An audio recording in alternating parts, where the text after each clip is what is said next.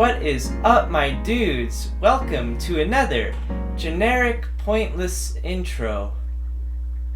That's not right. Welcome to another slightly below average video. I'm Jake Sterkenburg, and today I'm going to tell you how I made my 4Runner storage and sleeping platform. If any of you know me, you'll know that I have a 1997 Toyota 4Runner. I love this truck. It's an awesome truck. It's really fun to drive, and it's just a really versatile truck just to customize it and make it what you want. It's the perfect adventure vehicle. Now in my case, the first thing I wanted to do when I bought this vehicle was to make a drawer system with a sleeping platform on top. Now this certain year 4Runner has the seats that fold up against the front seats, so it kind of takes away about 8 inches of space in the rear cargo area. So I personally can't lay down fully stretched out in the back. So when this is all said and done, I'll have a ton more storage and a sleeping platform in the back of my 4Runner. Now what kind of sparked this idea was, there's this company called Adventure Ready, awesome company. They got a ton of projects, ton of products, just a really sick company. Now I saw that they had a sleeping and storage platform on their website, and it gave me this idea in my mind that what if I could make something like this, but not spend nearly as much money on it, and kind of customize it the way that I want it to be. So my main goal in this whole operation is to build something like this, but hopefully not spend nearly as much money as I would if I were to buy the product from one of these companies. So without further ado, let's get to it!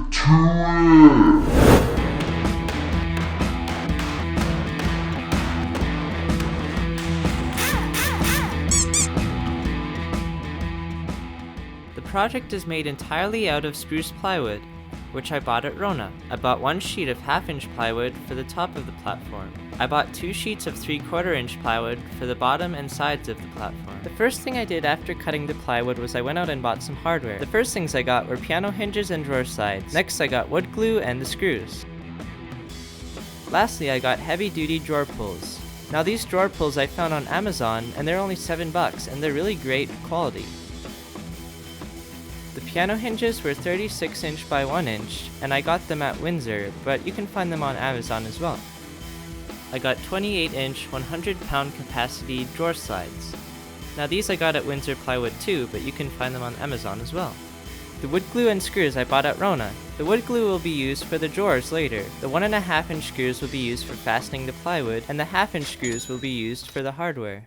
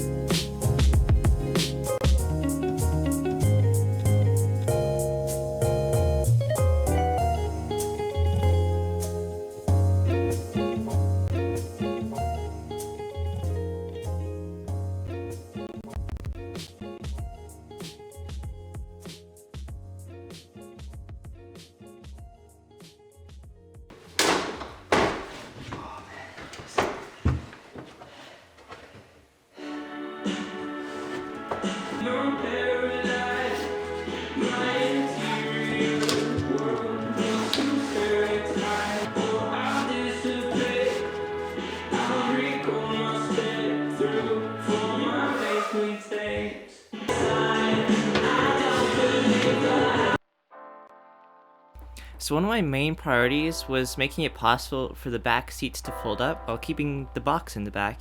And as you can see here, there's 0 tolerances, so it just fits. And as you can see here, there's just enough room between the wheel wells as well. There's like maybe a millimeter to no room at all. Like, it just works.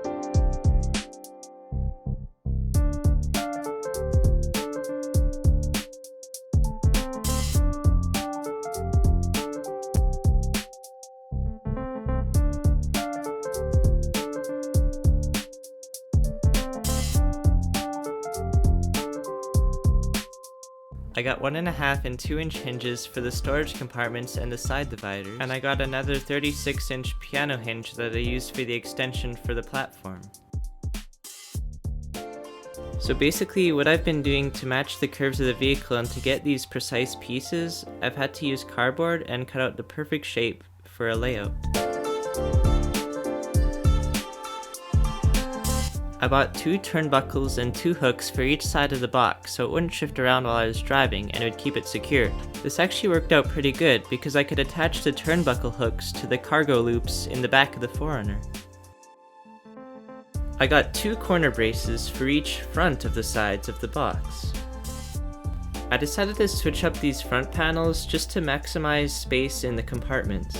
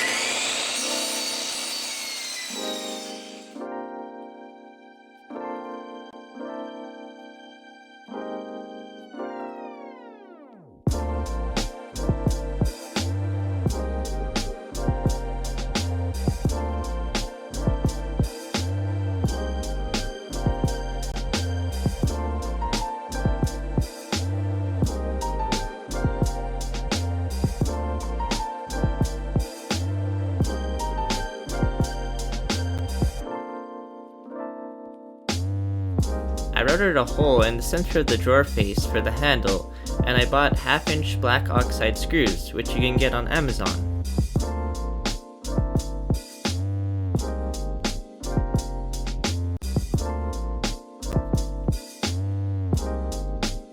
I also cut notches around the seat release latches so that the platform would lay more flat.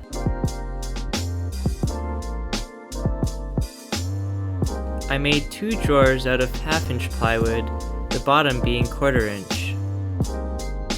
I rabbited the sides and back of one of the drawers to fit a removable countertop. On the other drawer, I mounted the workspace on sliders, so the drawer's extension would be 2 times the normal distance. I bought 2 rolls of grip liner for the inside of the drawers and attached it with wood glue.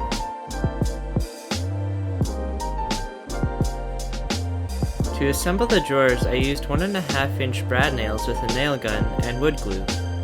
As I had mentioned, the bottom of the drawers was 1/4 inch plywood, which I had gotten for free from my company's shop as it was scraps. The countertop I also built for free, as this wood was scraps as well. I cut out the handle with a jigsaw and stained and clear coated it.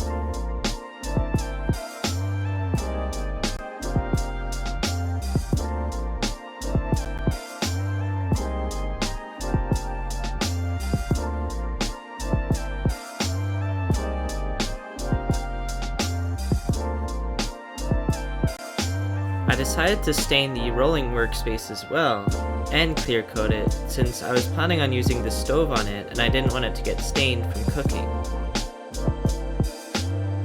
I found a carpet that matched the color of my vehicle's interior carpet, so I bought a 5'12" roll from End of the Roll.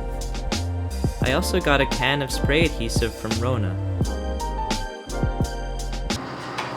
So basically what I'm about to do is we're going to put this carpet on, and I'm just having a buddy come and help me, but I got this roller so we can get rid of any air bubbles, and I taped all the hinge pins so the hinges wouldn't get glued accidentally, but basically I'm going to use this spray adhesive and just spray the entire platform and then spray the carpet and then just spread the entire roll on it, and then I'll cut out the little notches and curves afterwards. So basically I just spray glued this strip right here, nothing up there, just up here to start, and I'm basically gonna stretch the whole thing out over the entire platform. And I also hit a few staples in there. You can just barely see them, which I really like because I didn't want to see the staples. I just used this hammer tacker and it worked pretty good. Do not use a hammer tacker for carpet.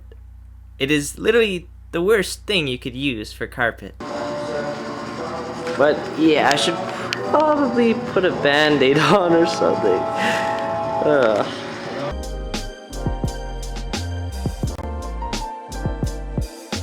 Again, do not use a hammer tacker on carpet. It was kind of a last minute decision and we didn't really have an air stapler lying around.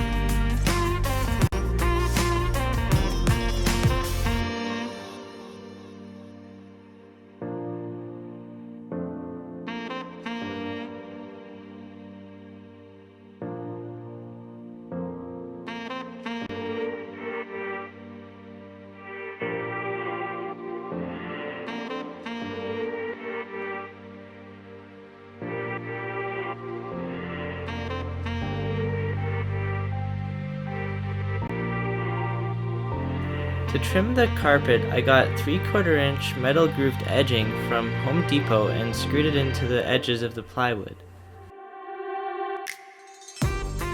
I used 2x2s for the support legs, stained and clear coated them, and used 2 heavy-duty strap hinges. I made another support ridge board underneath the platform out of scrap wood.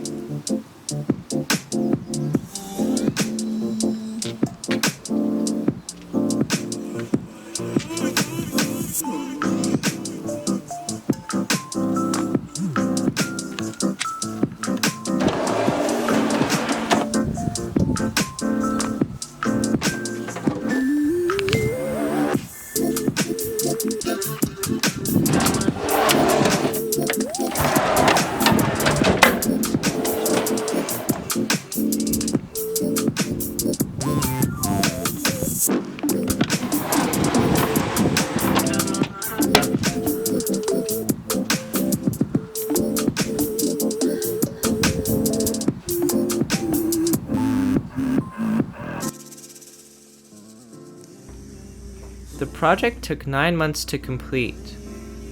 The cost of materials, including the shark bottle opener which I got on Etsy, ended up being just under $200 less than the adventure ready product.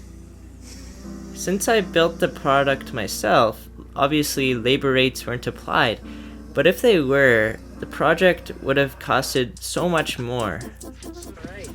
Through building this project, I came to realize that doing it yourself is so much more rewarding than buying it from somebody. You just don't get that same satisfaction if you buy something from a company as compared to building it yourself. It's just that much more rewarding in the end to see the finished project, and you can tell people that you made it yourself, and you can feel proud about yourself for just creating this masterpiece. Whatever you want.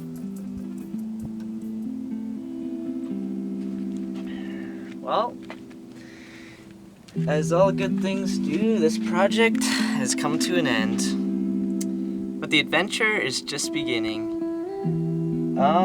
Yeah, I'm glad you guys came along on this ride with me. It was a super long process. It took about 8 months.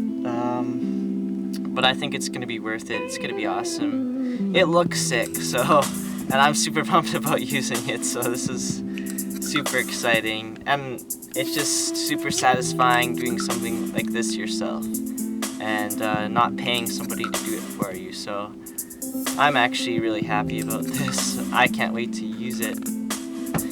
Well, I'll see you guys later. Until the next project. Huge shout out to my artist sister Teanna Sterkenburg for painting the drawers. I couldn't have made this project look nearly as sick without you. Also a huge thanks to my buddy Braiden Janzen for doing some of the filming and for helping with the carpet. Couldn't have done it without you, man.